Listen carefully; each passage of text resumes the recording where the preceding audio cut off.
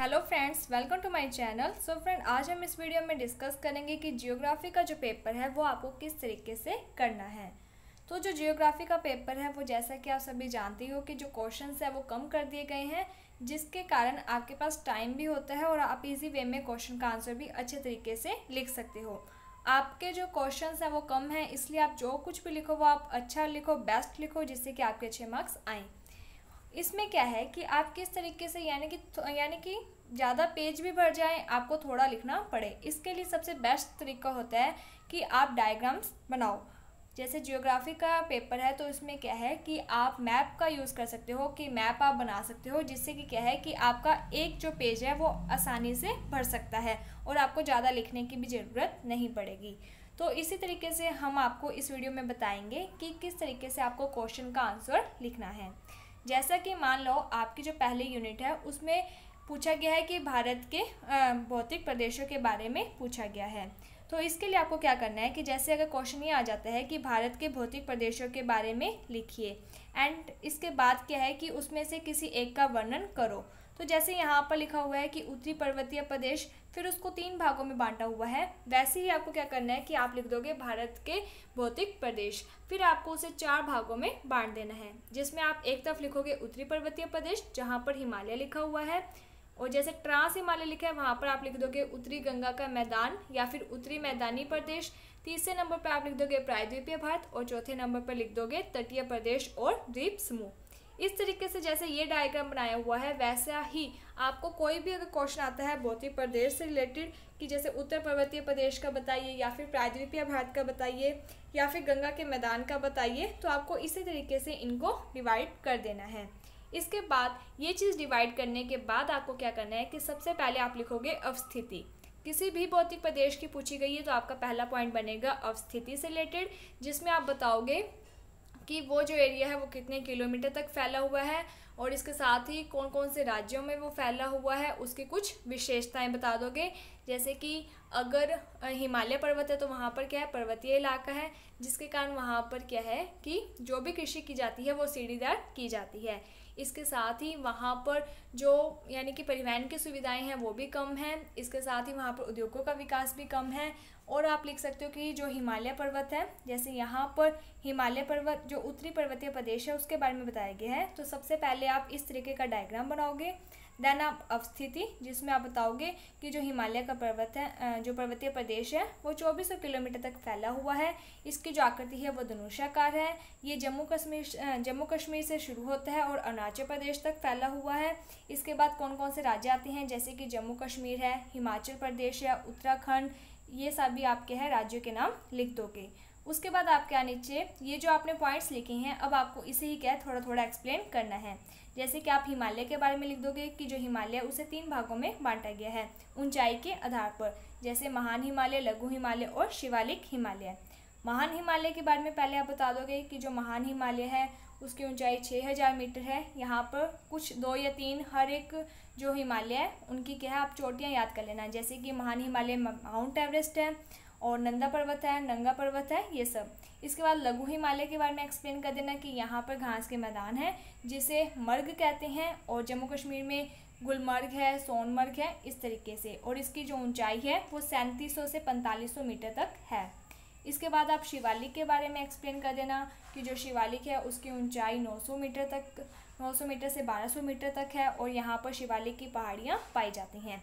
यानी कि आपने क्या है कि ये जो पॉइंट्स हैं इन्हें थोड़ा थोड़ा एक्सप्लेन कर दिया।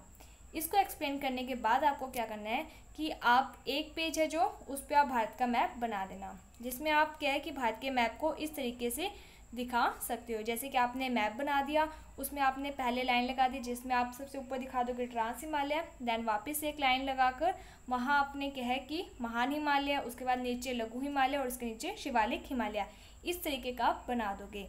इससे क्या है कि जो आपका आंसर है वो इफेक्टिव बनेगा।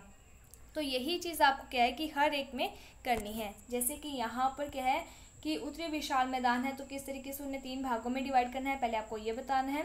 उसके बाद उसकी अवस्थिति कि वो कितने क्षेत्रफल पर फैला हुआ है, वहाँ पर जलोढ़ मिट्टी मिलती है जो कि बहुत ज़्यादा उपजाऊ होती है। उसके बाद राज्यों के नाम कि जो उत्तरी विशाल मैदान है वो कौन कौन से राज्यों में है। उसके बाद आपको विशेषताएं कि यहाँ की जो भूमि है वो उपजाऊ है क्योंकि यहाँ पर जलोढ़ मिट्टी मिलती है, यहाँ पर जनसंख्या भी अधिक है, उद्योगों का विकास भी अच्छा हुआ है, समतल मैदान है इसलिए यहाँ पर परिवहन की भी अच्छी सुविधाएं हैं। ये सभी विशेषताएं होने के कारण यहाँ पर क्या है, जनसंख्या अधिक होती है, सिंचाई की भी यहाँ पर सुविधा है। इस तरीके से आप क्या है विशेषताएं लिख दोगे।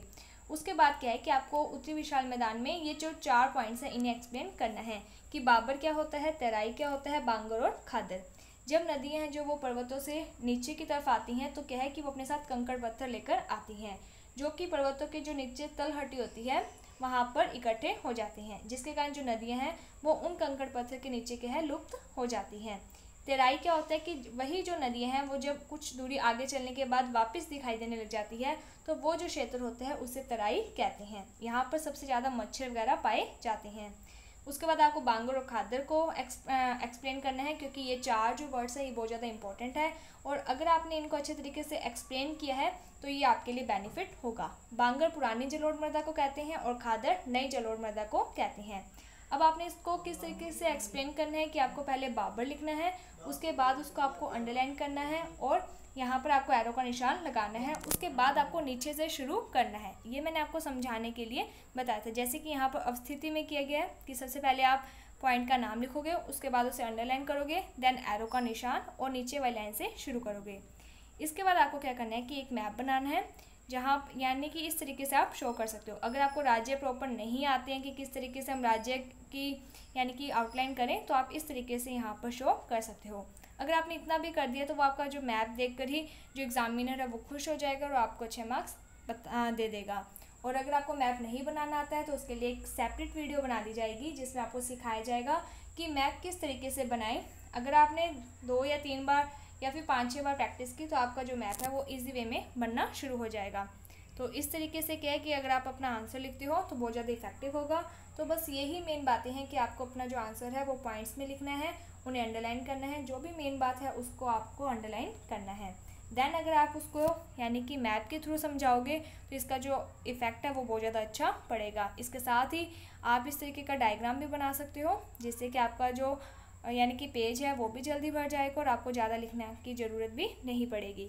और जो एग्जामिनर होता है वो भी अगर आपका ये डायग्राम देख लेगा तो उसे पता होगा कि जो बच्चा है उसने यही चीज़ें अपने आंसर में एक्सप्लेन की है। अगर आपका डायग्राम सही है तो आपके जो मार्क्स हैं वो भी अच्छे आ जाएंगे। तो आपको इसी तरीके से करना है एंड इसी तरीके से हर एक जो क्वेश्चन है उसमें आपको बताया जाएगा कि किस तरीके का आपको डायग्राम बनाना है। तो अगर आप चाहते हो तो आपके लिए जो इंडिया का मैप कैसे बनाया जाए उसकी वीडियो बना दी जाएगी एंड इसके साथ ही हर एक क्वेश्चन से रिलेटेड जो शॉर्ट्स बनाए जाएंगे जिसमें क्या है कि 15 सेकंड में आपको सिर्फ दिखा दिया जाएगा कि इस तरीके से आप वहाँ पर डायग्राम बना सकते हो कि किस तरीके से वहाँ पर आपको मृदा वगैरह भरनी है, प्राकृतिक वनस्पति है जो उसे फिल करना है मैप में। सो होपफुली आपको ये सब चीज़ें समझ में आ गई होगी। अगर आपको कोई भी डाउट है तो आप हमें कमेंट सेक्शन में बता सकते हो, आपका डाउट दूर कर दिया जाएगा। अगर आपको ये वीडियो अच्छी लगी है तो like my video, subscribe my channel. Thank you friends for watching my video. Thank you.